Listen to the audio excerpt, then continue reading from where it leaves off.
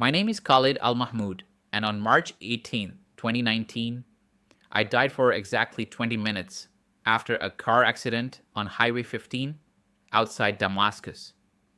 I was 26 years old, the eldest son of a respected Imam who had raised me to be his successor. What Jesus showed me during those 20 minutes transformed everything I believed about God, faith, and eternal truth. My name is Khalid Al Mahmoud, and from the moment I could speak, my life was defined by a single overwhelming expectation. I would follow in my father's footsteps as a religious leader in our Damascus community.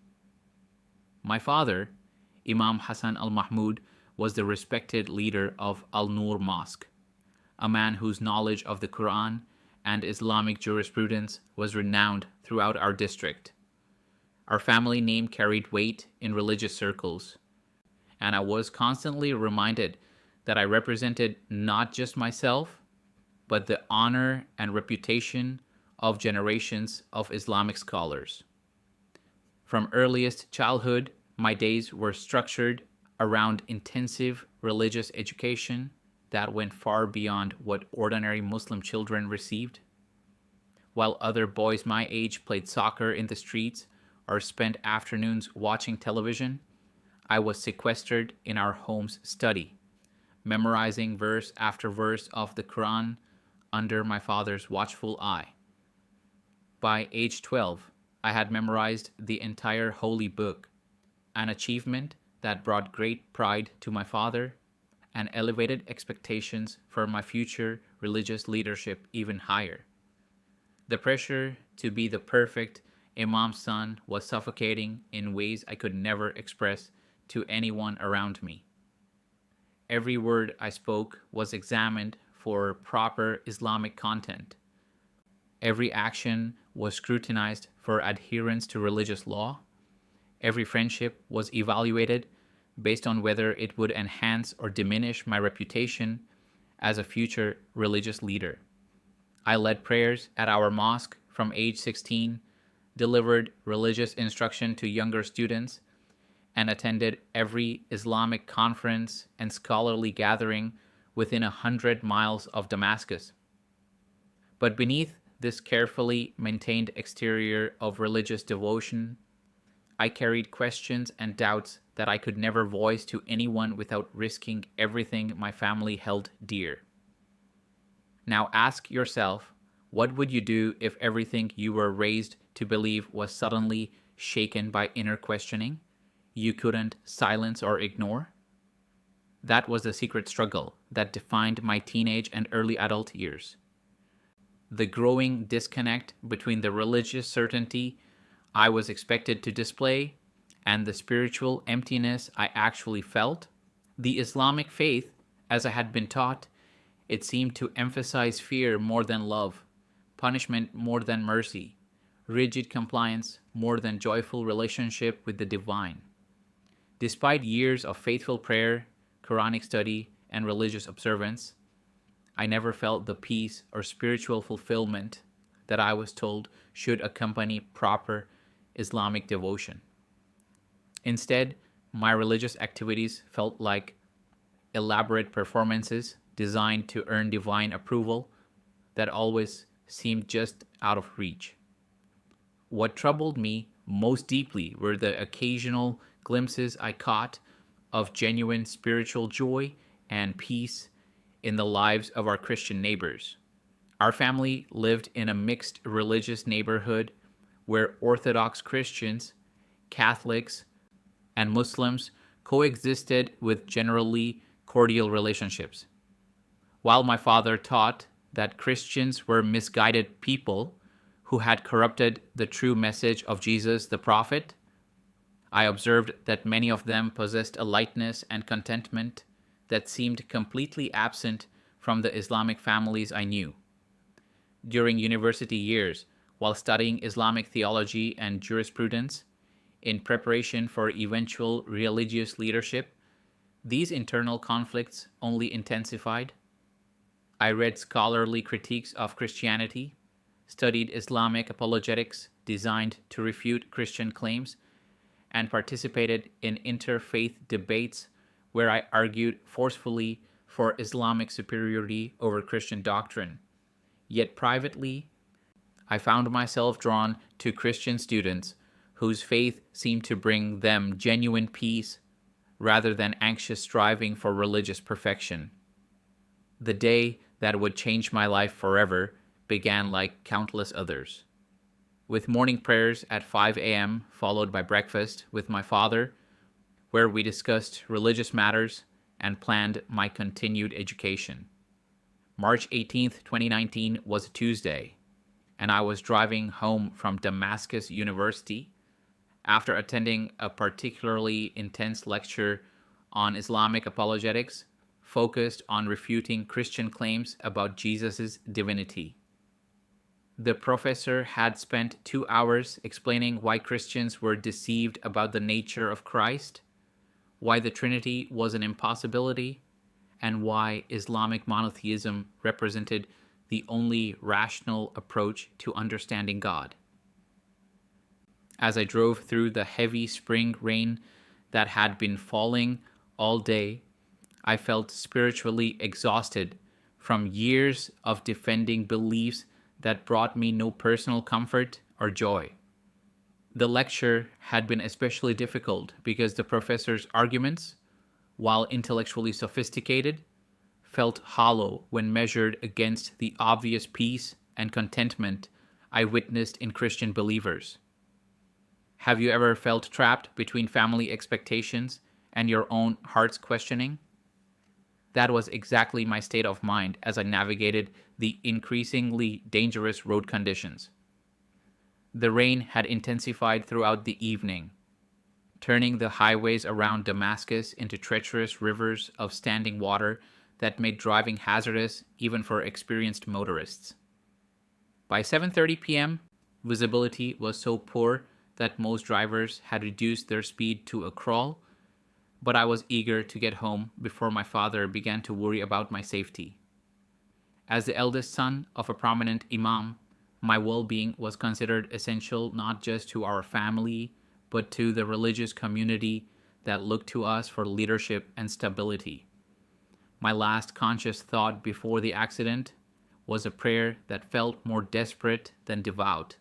Allah, if you exist, and if you care about my spiritual condition, please help me find the peace that seems to elude me, despite all my religious efforts.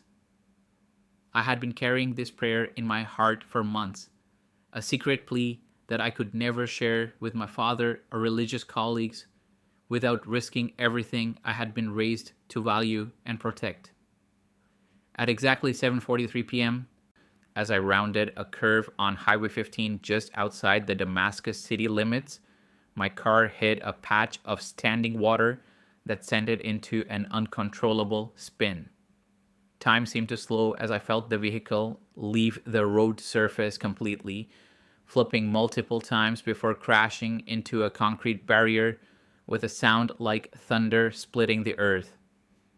In those final moments before impact, I experienced a strange mixture of terror and relief, fear of dying combined with acceptance that my spiritual struggles might finally be resolved. The collision was devastating and immediately fatal. When paramedics arrived 15 minutes later, they found my body pinned in the wreckage with no signs of life. Despite their best efforts to resuscitate me at the scene, I had no pulse, no respiratory function, and no response to any stimulation. After 20 minutes of intensive efforts, they pronounced me dead and prepared my body for transport to the hospital, where my father would identify his son and I begin making arrangements for Islamic funeral rites. My father arrived at the accident scene just as emergency workers were covering my body with a white sheet. The sight of Imam Hassan al-Mahmoud weeping over his dead son drew a crowd of onlookers who recognized our family's prominent position in the religious community. His grief was profound but mixed with concern about how my sudden death would affect his ability to continue leading our mosque and maintaining the respect of families who look to us for spiritual guidance and stability. But what no one at that scene could have imagined was that my death was not an ending, but a doorway, not a conclusion to my spiritual struggles, but the beginning of the most profound encounter with divine truth that any human soul could experience.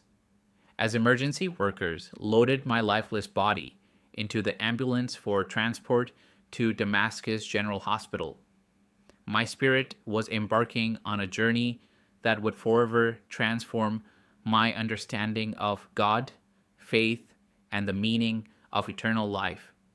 The 20 minutes that medical records would show as the duration of my clinical death were about to become the most significant period of my entire existence. A time when every question I had ever carried about the nature of divine love would be answered by the one person I had been taught to misunderstand and minimize.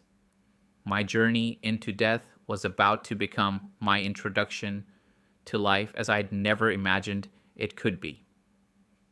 The moment my car crashed into that concrete barrier, something extraordinary happened that defied every assumption I had held about death, consciousness, and the nature of human existence. The crushing impact that should have been followed by nothingness was instead replaced by an immediate and startling awareness that I was no longer confined within my physical body.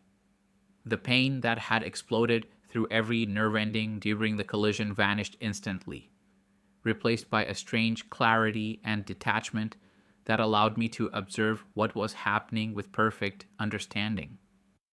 I found myself floating somewhere above the wreckage of my destroyed vehicle, looking down with curious fascination at the scene unfolding below. There was my body, motionless and clearly lifeless, pinned between twisted metal and shattered glass, in a position that should have filled me with horror, but instead evoked only detached interest. Blood covered my face and chest.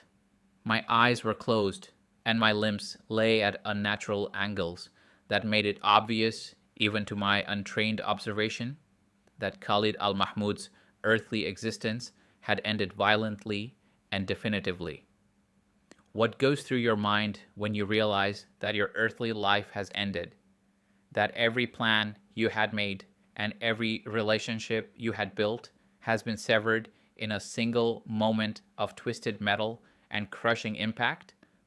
The strange thing was that I felt no panic or despair about my death, only a profound sense of liberation from burdens I had carried for so long that I had forgotten what it felt like to exist without their weight pressing down on my consciousness. Emergency responders arrived within minutes of the accident, their red and blue lights painting the rain-soaked highway in garish colors that seemed somehow artificial and distant from my elevated perspective. I watched paramedics work frantically to extract my body from the wreckage, their movements urgent yet ultimately futile, since I could perceive with absolute clarity that the spirit which had animated that physical form was no longer present to benefit from their medical interventions. The most heartbreaking moment came when my father arrived at the accident scene, his face a mask of controlled grief mixed with the dignified composure expected of a respected Imam, even in the face of personal tragedy. I watched him kneel beside my covered body, his lips moving in what I assumed were prayers for my soul. According to Islamic tradition, his tears falling onto the white sheet that concealed the son who had carried so many of his hopes for continuing our family's religious legacy. Seeing my father's pain from this spiritual vantage point filled me with profound sadness, not for my own death, but for the additional burden my sudden passing would place on a man who had devoted his entire life to serving our religious community. As the eldest son of a prominent Imam, My death would not only devastate him personally, but also raise questions about divine favor and religious leadership that he would spend years trying to answer for congregants who looked to our family for spiritual stability. But my observation of the accident scene was brief, lasting only minutes before I felt an irresistible force beginning to draw me away from that earthly tragedy towards something far more significant and eternal. As I moved away from the physical realm, the sounds of sirens and shouting voices faded until they became distant echoes, then disappeared entirely into a silence that felt both profound and ominous. What followed was not the peaceful transition to paradise that Islamic teaching had led me to expect, but something far more disturbing and spiritually oppressive. Instead of being welcomed into the presence of Allah by angelic beings, I found myself descending into a realm of overwhelming darkness that seemed to pulse with malevolent intelligence and accusatory whispers that grew louder as I was drawn deeper into the spiritual void. This was not the mere absence of light, but something actively hostile to human consciousness, a darkness that seemed to feed on fear, guilt, and spiritual uncertainty. As I was pulled deeper into this oppressive realm, voices began to emerge from the shadows around me, speaking with authority about my spiritual condition and eternal destiny in ways that filled me with terror beyond anything I had experienced during my earthly existence. Khalid, these voices whispered with intimate knowledge of my deepest secrets. You thought you were a faithful Muslim, but we know what was really in your heart.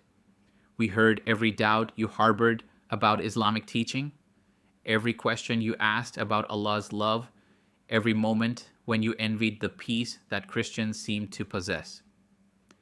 The accusations came in waves, each one hitting my consciousness with the force of absolute truth that I could not deny or deflect.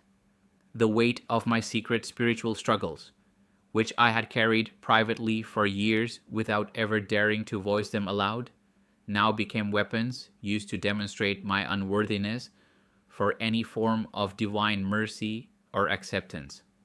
Every moment when I had mechanically recited Quranic verses while feeling no spiritual connection, every prayer I had offered while wondering if Allah actually heard or cared about human suffering, every time I had led religious services while battling internal emptiness was now presented as evidence of my hypocrisy and spiritual failure. You doubted Allah, questioned the Prophet, envied Christian peace. The voices continued with relentless precision. And now you will face the judgment you tried to avoid through religious performance. The condemnation felt overwhelming because it was rooted in absolute truth about my spiritual condition. I had indeed struggled with doubts about Islamic teaching, had indeed wondered if the Christian neighbors I had been taught to pity might actually possess something precious that Islamic devotion had failed to provide. It felt like every hidden thought in my heart was being exposed under divine scrutiny. Every moment of spiritual pride or religious performance was being revealed as the hollow deception it had always been. The years I had spent memorizing Quranic verses, leading prayers, and instructing other Muslims in proper religious observance were shown to be external activities that had never touched the deep spiritual hunger that continued to gnaw at my soul despite all my religious achievements. In desperation, I began reciting the Islamic prayers and Quranic passages that had been drilled into my memory since earliest childhood, hoping that these familiar words might provide some protection against the spiritual assault I was experiencing.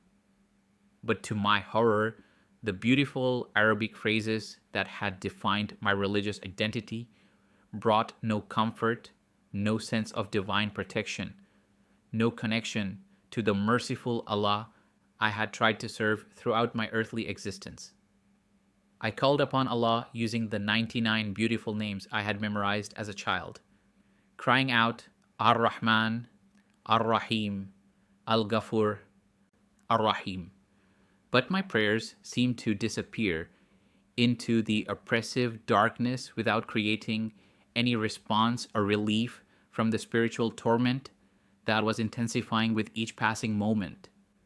The religious knowledge that had made me a respected teacher in our mosque, the Islamic scholarship that had prepared me for eventual leadership of our religious community, proved utterly powerless to bridge the gap between my soul and the divine presence I desperately needed.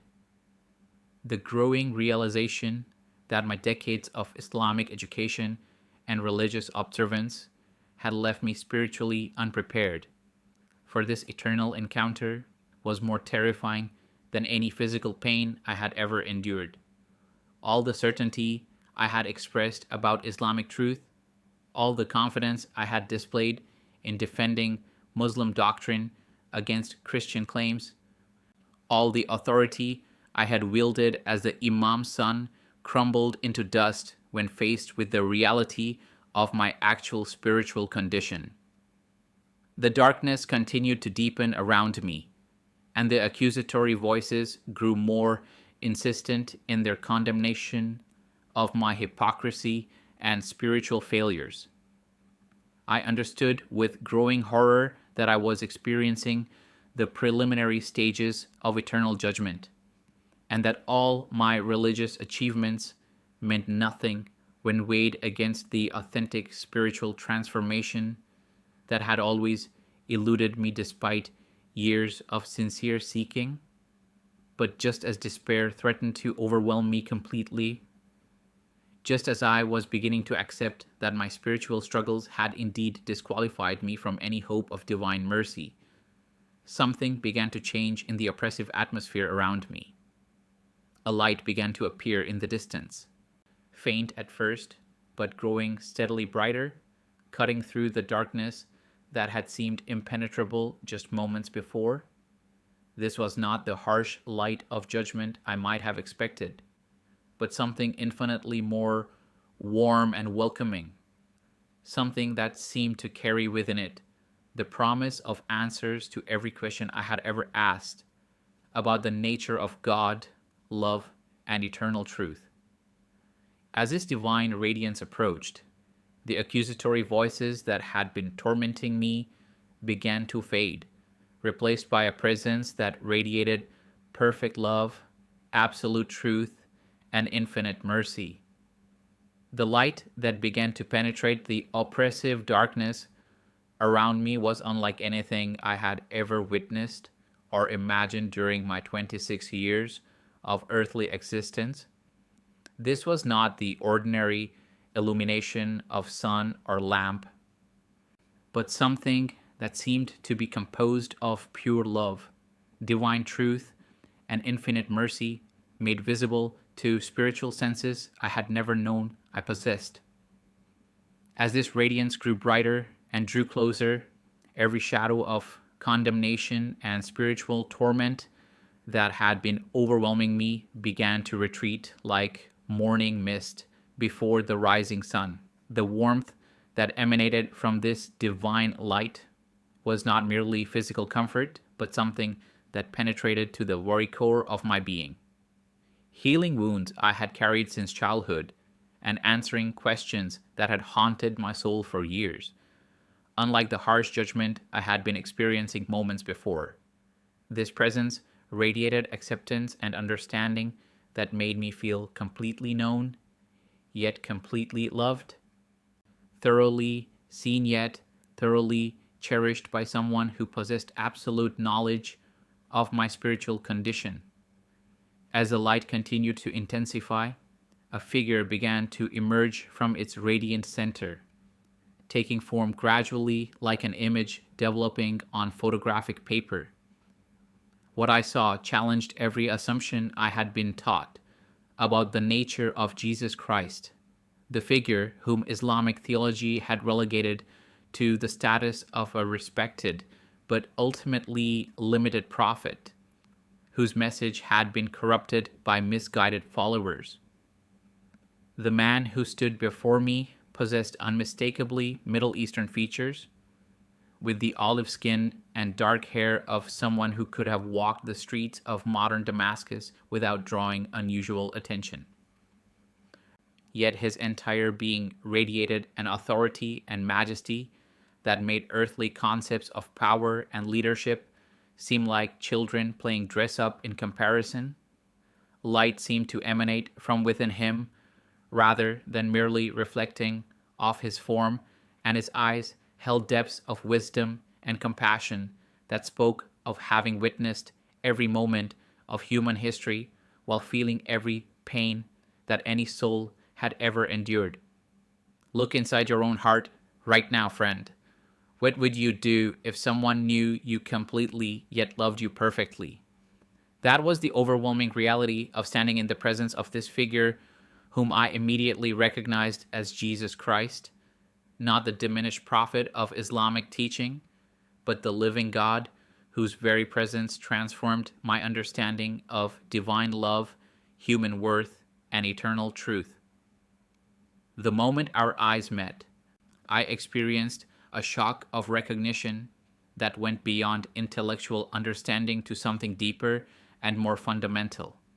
This was the one whom my secret heart had been seeking through years of Islamic devotion that never quite satisfied the deep spiritual hunger within me. This was the source of the peace and joy I had observed in Christian neighbors, the foundation of the contentment that had eluded me despite all my religious achievements and scholarly accomplishments.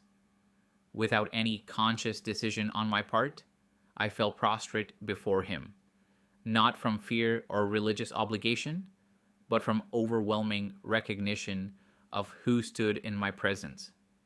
Every defense I had built around my heart, every theological argument I had memorized to refute Christian claims, every moment of Islamic pride and religious superiority crumbled like sand castles before an ocean wave.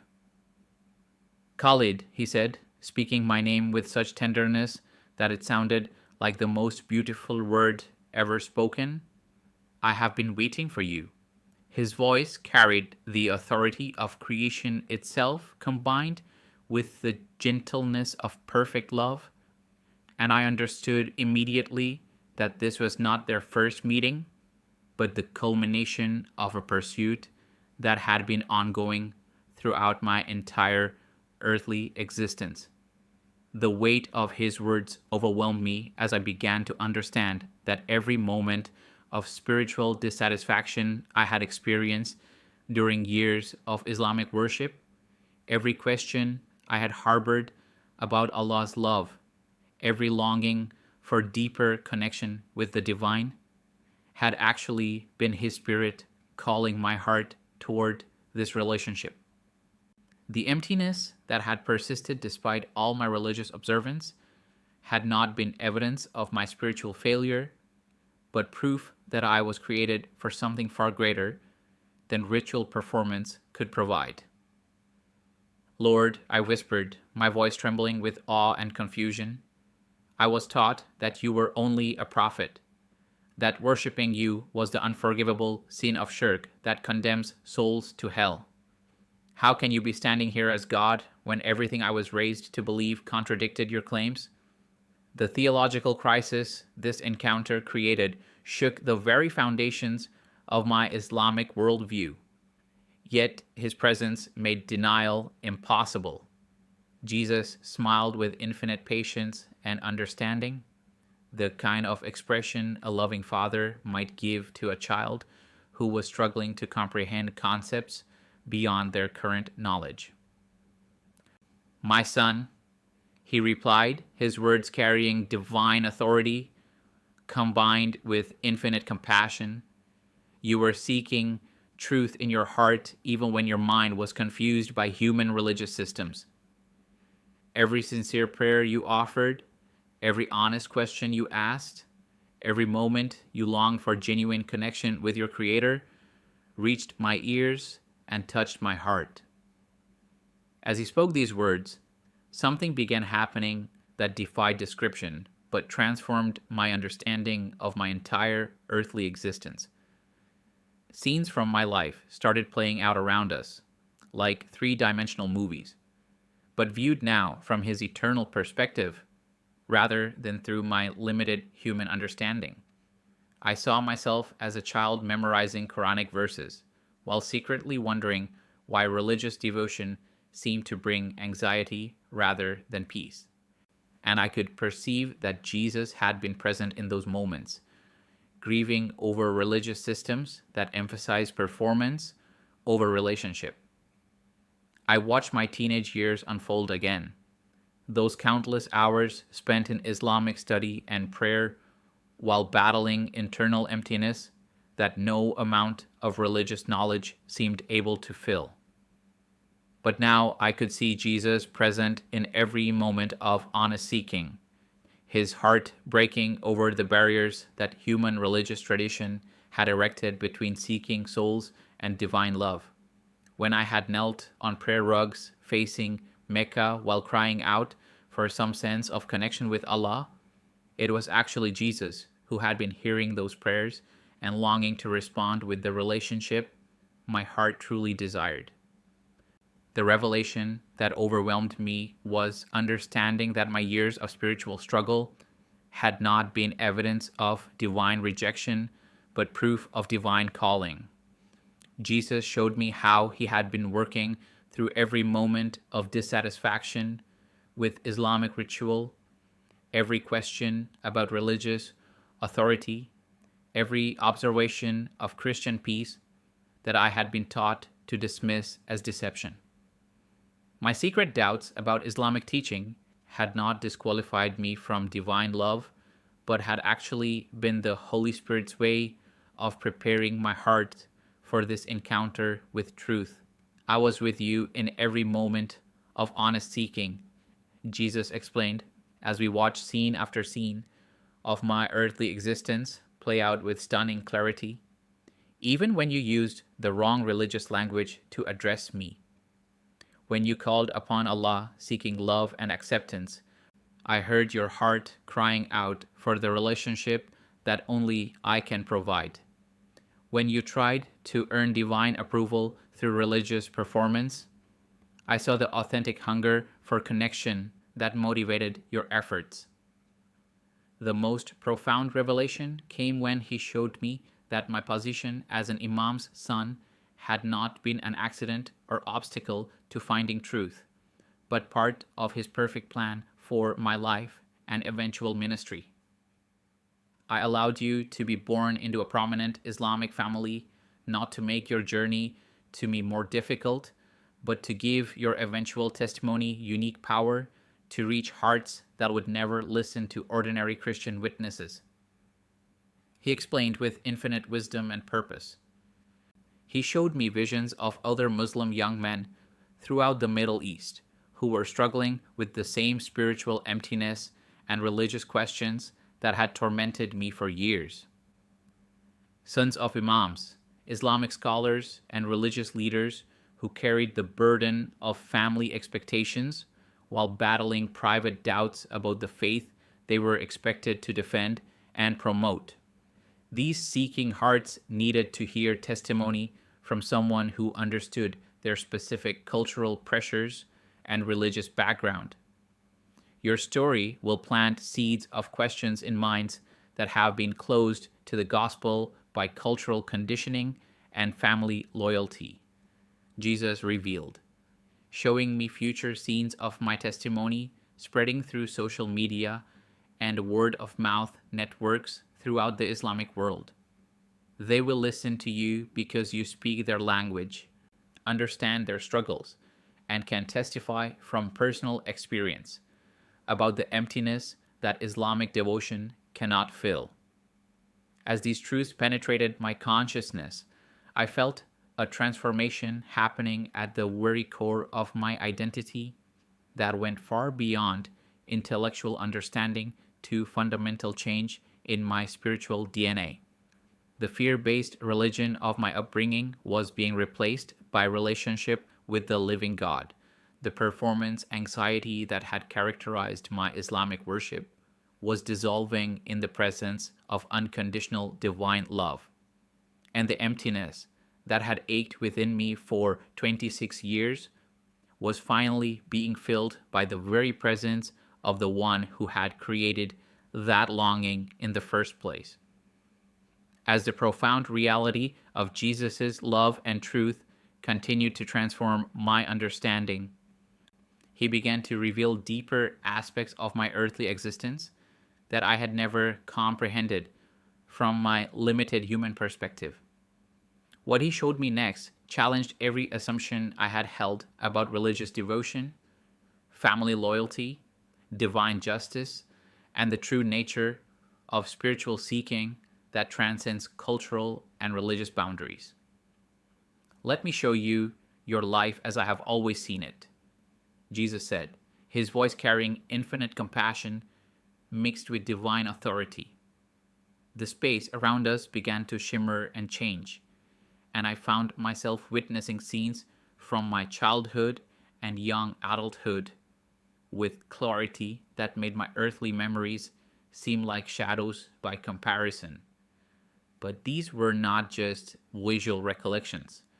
They were three-dimensional experiences that allowed me to perceive the spiritual realities that had been invisible to my physical senses. I saw myself at age 7 sitting in our mosque's front row during Friday prayers, my small legs dangling from the ornate chair reserved for the Imam's family, while my father delivered passionate sermons about Islamic truth and Christian error. I could now perceive that Jesus had been present in those moments, his heart breaking over religious systems that built walls between seeking souls and divine love.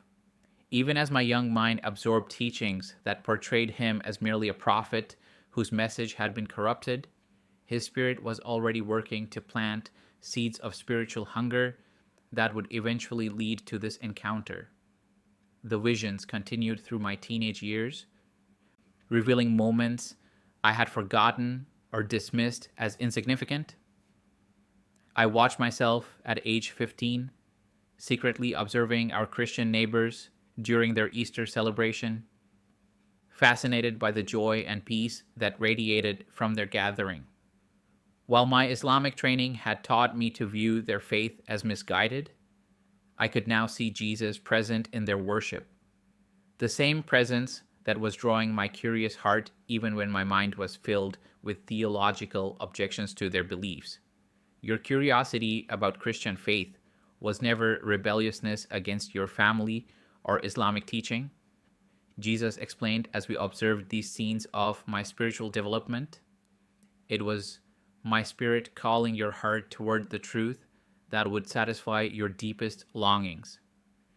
Every moment when you felt dissatisfied with Islamic ritual, every question you asked about divine love, every time you wondered why religious devotion seemed to produce fear rather than peace, I was drawing you toward this relationship. But perhaps the most devastating and liberating revelation came when he showed me my treatment of Christian classmates and neighbors throughout my years of Islamic education. I watched scenes of religious pride and intellectual arrogance with horror, seeing how I had dismissed Christian believers as deceived people who needed Islamic correction and guidance. During university interfaith debates, I had argued forcefully against Christian doctrine while secretly admiring the peace and confidence that Christian students seemed to possess. I was present in every conversation you had with Christian believers, Jesus revealed, showing me how he had been working through their patient responses to my theological challenges. When they spoke about personal relationship with me rather than religious performance, when they described peace that transcends circumstances, when they demonstrated love for their enemies, they were reflecting my character in ways that planted questions in your seeking heart?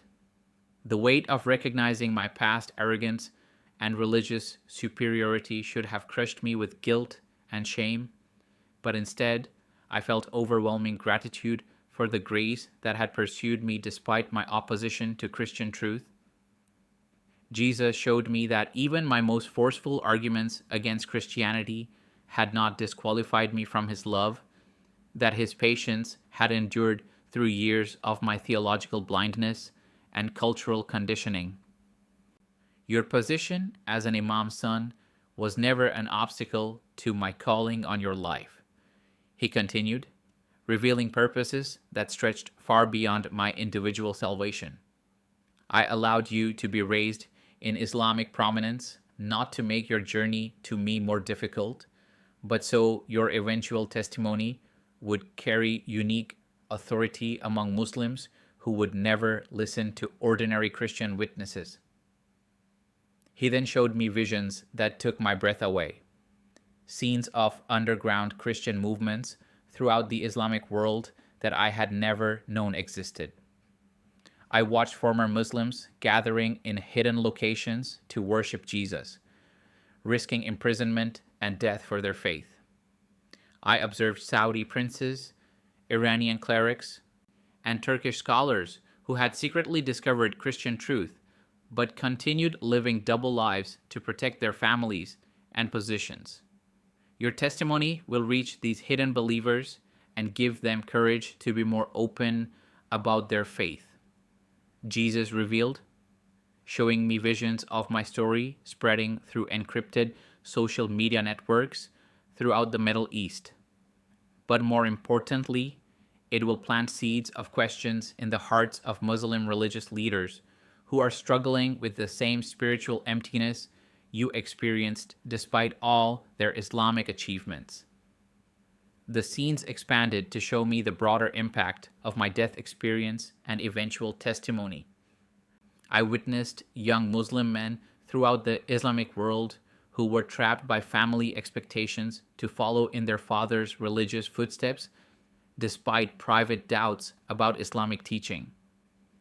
Sons of Imams, Islamic scholars, and religious leaders who carried burdens similar to what I had endured, feeling spiritually empty despite being surrounded by religious authority and scholarly achievement.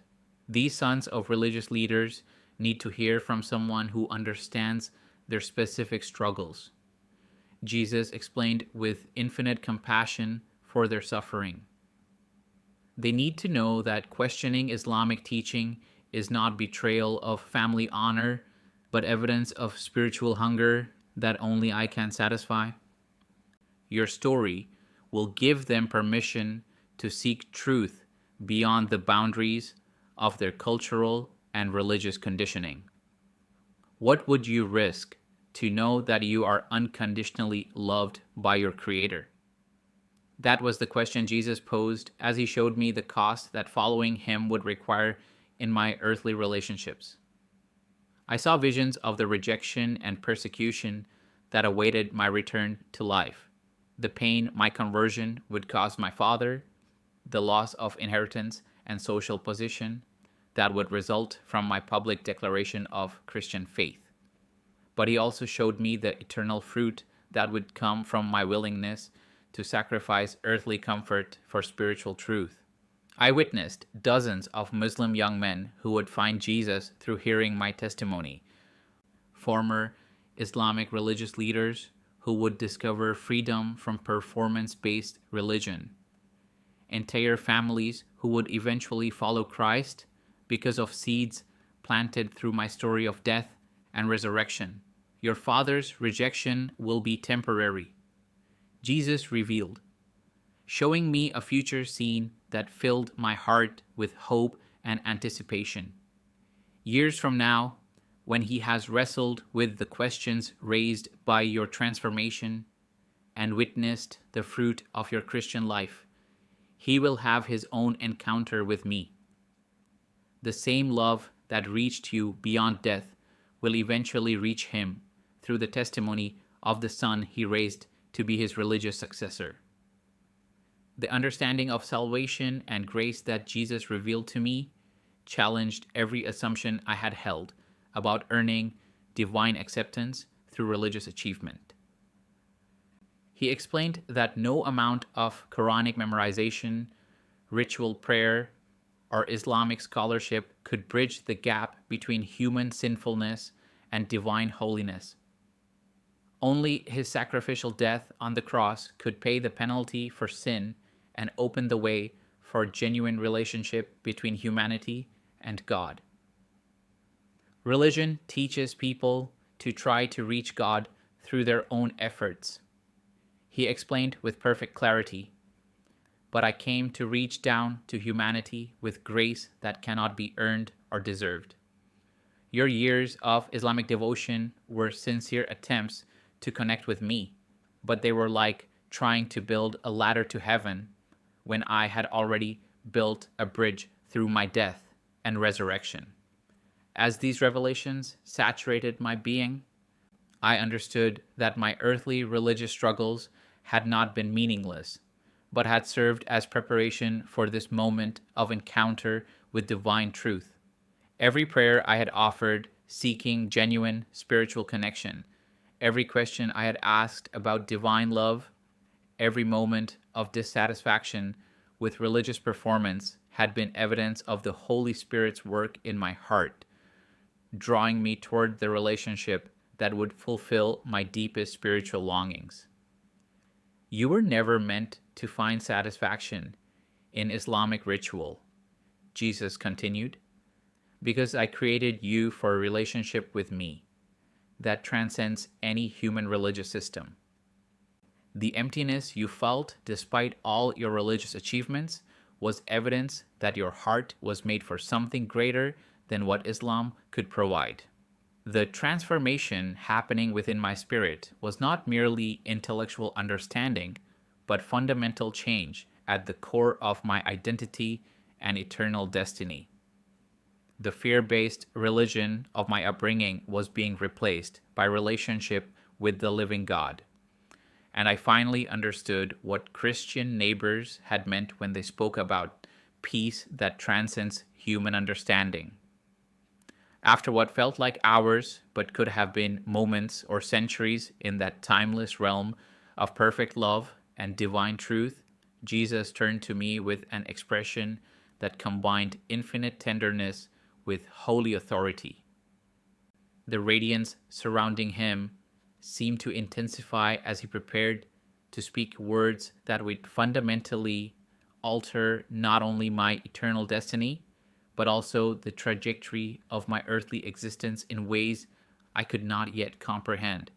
"Khalid, my beloved son," he said, his voice carrying the weight of cosmic purpose, "your time in this realm has brought healing to your soul and understanding to your spirit, but your mission on earth is far from complete." As these words penetrated my consciousness, I felt a mixture of confusion and growing resistance. How could my time in this place of absolute truth and unconditional love be anything but permanent? "Lord," I responded, my spiritual voice trembling with emotion, "how can you ask me to leave this place where I have finally found everything my heart has been searching for? Here with you, I understand my identity, I know my purpose, I feel your love without any barriers or religious complications. There, I will face rejection from my father, persecution from our religious community, and constant danger from those who will view my testimony as apostasy worthy of death. The thought of returning to a world where I would be hunted as a traitor to Islam, where my very existence would be considered a threat to my father's religious authority and our family's honor, seemed impossibly cruel after experiencing the perfect peace and acceptance of his presence. Yet even as I voiced these concerns, I could see in his eyes that he understood my fear, while also seeing purposes that stretched far beyond my limited perspective. Jesus reached out and touched what would have been my chest if I had possessed physical form in that eternal realm. The contact sent waves of supernatural courage and divine strength through every fiber of my being, along with a deeper understanding of what genuine love requires when faced with the choice between personal comfort and sacrificial service to others who desperately needed to hear the truth I had discovered. "My precious child," he said with infinite compassion, "staying here would indeed be easier for you, but love never chooses the path of ease when souls are at stake.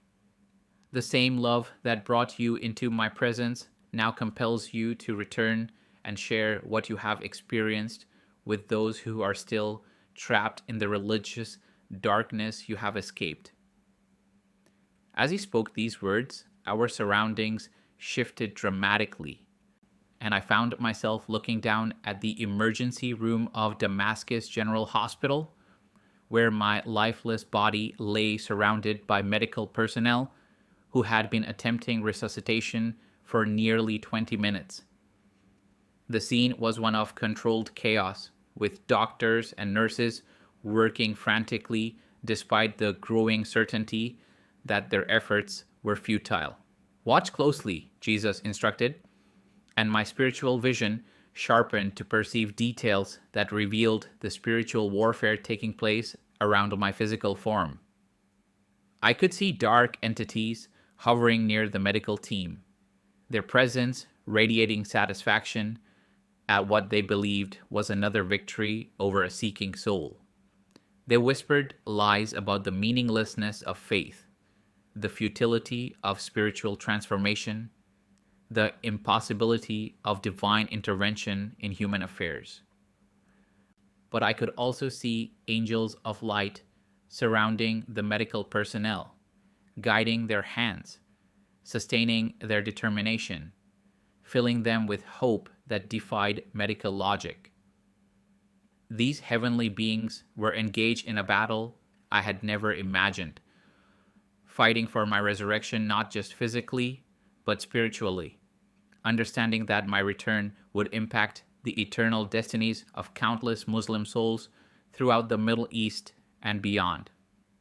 "The enemy intended to use your death to demonstrate that seeking me leads only to suffering and separation from family," Jesus explained, showing me the broader spiritual implications of my situation. "But I will use your resurrection to prove that my love is stronger than any earthly power, that truth cannot be silenced by religious persecution, that life always triumphs over death when souls surrender completely to my purposes." He then showed me visions of the future that awaited if I chose to accept his commission to return to earthly existence. I watched myself awakening in that sterile hospital room, the shock and wonder on the faces of medical staff who had declared me dead 20 minutes earlier. I saw the frantic calls to my father, the theological crisis my resurrection would create within our Islamic community, the desperate attempts to find natural explanations for supernatural intervention. The scenes expanded to show me the ministry that would emerge from this miraculous return to life. I witnessed myself sharing my testimony in underground Christian gatherings, speaking to groups of Muslim background believers who gathered in secret to worship Jesus despite the danger of discovery. I watched my story spreading through encrypted social media networks, reaching seeking hearts throughout the Islamic world who needed to hear testimony from someone who understood their cultural background and religious struggles. Your background as an imam's son will give your testimony unique authority among Muslims who would never listen to ordinary Christian witnesses, Jesus revealed, showing me future conversations with prominent Islamic leaders whose hearts would be softened by hearing my account of divine encounter. They will be forced to consider the possibility that their own religious emptiness is evidence of spiritual hunger that only I can satisfy. But perhaps The most compelling vision was seeing the long-term impact of my resurrection on my own father. I witnessed Imam Hassan al-Mahmud years in the future, sitting alone in his study surrounded by Islamic books and commentaries, haunted by questions about the Son who had returned from death with testimony that challenged everything he had taught about Jesus Christ and Christian faith. Your father's journey to faith will be longer and more difficult than yours, Jesus continued, his voice filled with infinite patience for the process of spiritual transformation. But the seeds planted by your testimony and the fruit of your Christian life will eventually crack the foundations of his religious certainty. The same love that reached you beyond death will ultimately reach him through the witness of the son he raised to carry on our family's Islamic legacy. The resistance I felt to leaving his presence was overwhelming, but his next words addressed the deepest fear in my heart about returning to a world that would view me as a dangerous apostate, deserving of rejection and possible death. You will not return alone, my son.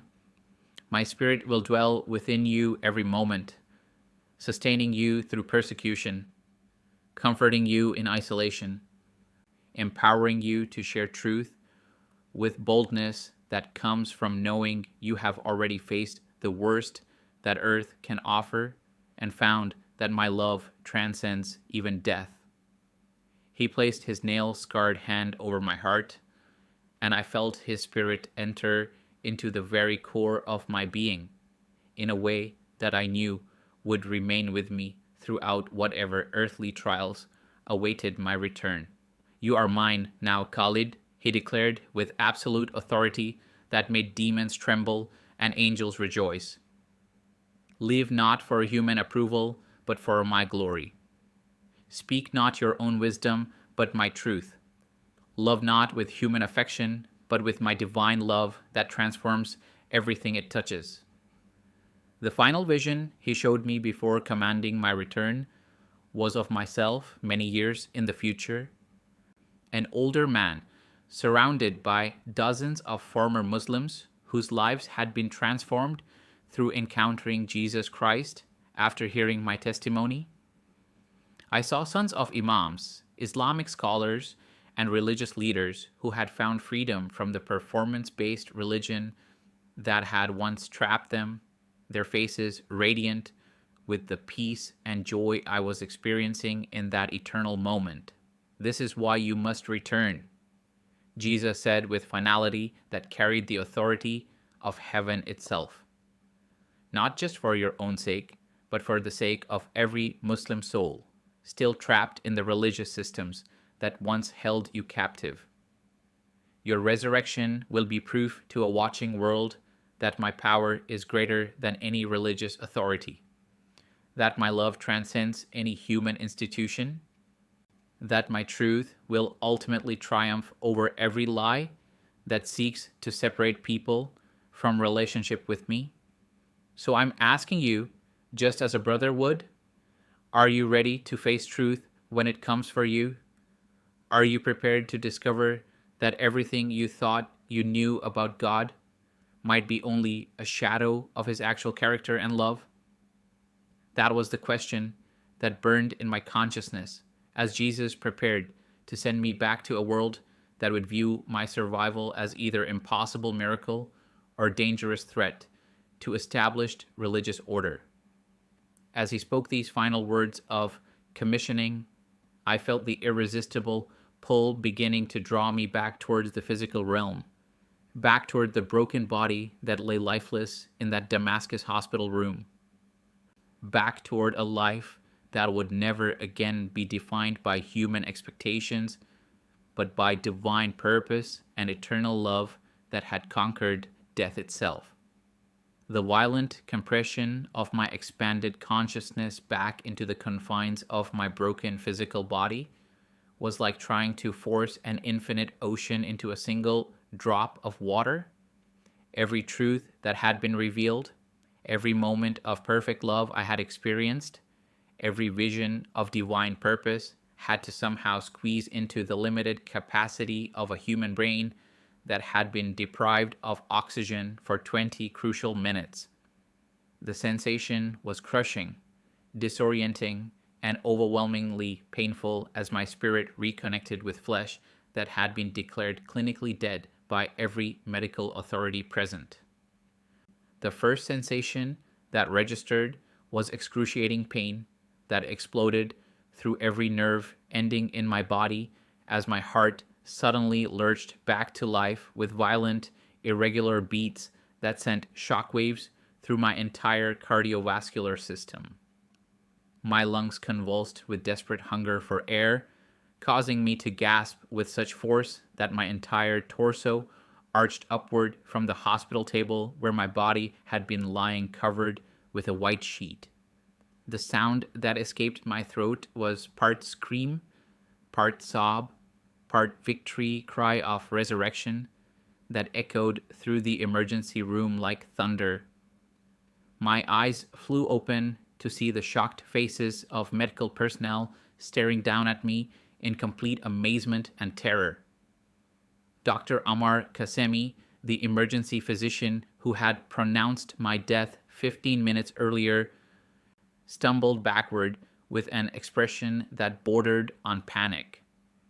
According to every instrument that had been monitoring my vital signs, I had been clinically dead with no heartbeat, no brain activity, and no respiratory function for exactly 20 minutes and 37 seconds. Yet here I was, not only alive but completely lucid, my cognitive functions apparently intact despite the prolonged absence of oxygen to my brain. My vital signs, which should have been chaotic and unstable after such massive trauma and extended death, were stronger and more regular than they had been before the accident. The internal injuries that should have required immediate surgery had somehow stabilized on their own, as if my body had been supernaturally healed during those 20 minutes when my spirit dwelt in eternity.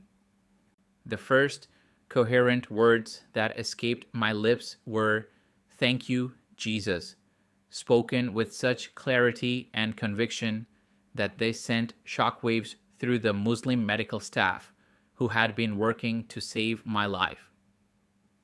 In the context of a Damascus hospital filled with Islamic personnel, the name of Jesus Christ, spoken in gratitude by someone who had just returned from clinical death, was the last thing anyone expected to hear. A nurse dropped the medical chart she had been holding, her face going pale as she stared at me in confusion and growing alarm. Dr. Qasemi leaned closer to assess whether my apparent cognition was real or merely the result of oxygen-deprived hallucinations. "What did you say?" he asked gently, his voice carrying professional concern mixed with genuine curiosity about the impossible medical phenomenon he was witnessing. When I repeated my thanks to Jesus, this time adding that I had met him and spoken with him during my time beyond the veil of death, the atmosphere in the emergency room shifted dramatically. Some of the staff stepped back in alarm, while others moved closer with fascination, recognizing that they were witnessing something beyond their medical training and cultural experience. The Christian nurse who had been assisting with my care fell to her knees beside my bed, tears streaming down her face as she recognized the miraculous nature of what had occurred. Maryam Khalil, a Syrian Orthodox believer who had been working in our hospital for 5 years, later told me that she and several Christian colleagues had been praying fervently for my resurrection during those 20 minutes, asking God to demonstrate his power in a way that would impact our entire Islamic community. But the most complex and painful reaction came when my father arrived at the hospital after receiving the call about my accident. Imam Hassan al-Mahmud entered the emergency room expecting to identify his son's body and begin making arrangements for Islamic funeral rites. Instead, he found me alive, alert, and speaking about an encounter with Jesus Christ that challenged everything he had spent his career teaching about Christianity and the nature of divine truth. "Khalid," he said, his voice trembling with a mixture of relief and terror, "the doctors told me you were dead for 20 minutes. What happened to you? Where did you go?" When I began to describe my encounter with Jesus Christ in that realm beyond death, his face went pale and his hands began to shake uncontrollably. The son he had raised to be his religious successor was now speaking about the very figure he had taught me to regard as merely a prophet whose message had been corrupted by misguided followers. "Father," I said, my voice weak but filled with unshakable conviction, "I met Jesus, and he showed me that he is exactly who he claimed to be. He is not just a prophet, but the Son of the living God, the Savior who died for our sins and rose again to offer eternal life to all who believe in him." These words fell into the sterile silence of that hospital room, like stones thrown into still water, creating ripples of shock that would extend far beyond that medical facility. My father's theological crisis was immediate and profound. According to his understanding of Islamic eschatology, faithful Muslims who died should encounter angels, or perhaps Allah himself, not Jesus Christ, claiming to be divine. The unprecedented nature of my survival, combined with my testimony about Christian truth, created a religious emergency that threatened the foundations of everything he had taught our mosque congregation about the nature of God and eternal destiny. Look inside your own heart right now, friend. What do you believe would happen the moment your eyes close for the last time? Would you face judgment with confidence or terror? Would you meet someone you have known through relationship, or someone you have only heard about through religious instruction? The questions that my resurrection raised for my father were the same ones that every honest soul must eventually confront. As for weeks following my return to life, I lived in a state of incredible tension, caught between the eternal truth I had experienced and the earthly relationships that had defined my entire identity. My extended family took turns visiting my hospital room, each trying to convince me that my visions of Jesus had been hallucinations caused by oxygen deprivation, that my apparent healing was simply good medical care, that my obligation as a dutiful son required me to abandon this dangerous testimony. The pressure was intense and unrelenting, coming not just from family members, but from Islamic religious leaders throughout Damascus who saw my story as a threat to their authority and influence. They offered various explanations for my experience, ranging from demonic deception to brain damage to attention-seeking delusion. But none of their alternative theories could account for the dramatic change in my personality, the supernatural peace that surrounded me, or the obvious authenticity of my encounter with divine love. But the Holy Spirit that Jesus had placed within my heart sustained me through every moment of doubt and opposition. I began secretly reading the New Testament that a Christian friend smuggled to me, amazed at how every page confirmed the truths Jesus had revealed during my time in his presence. The words of Christ leaped off the pages with power and authority, explaining mysteries that 26 years of Islamic education had never been able to resolve. The breaking point in my family crisis came when I realized that my compromise and silence were actually preventing the very people I loved most from encountering the truth that had set me free. During a particularly intense confrontation with my father about my refusal to recant my testimony, I saw the same spiritual darkness in his eyes that I had encountered in that realm beyond death before Jesus appeared. Religious pride had replaced genuine seeking. Theological control had overcome authentic love for God, and the very faith that was supposed to bring him closer to the divine was actually separating him from divine truth.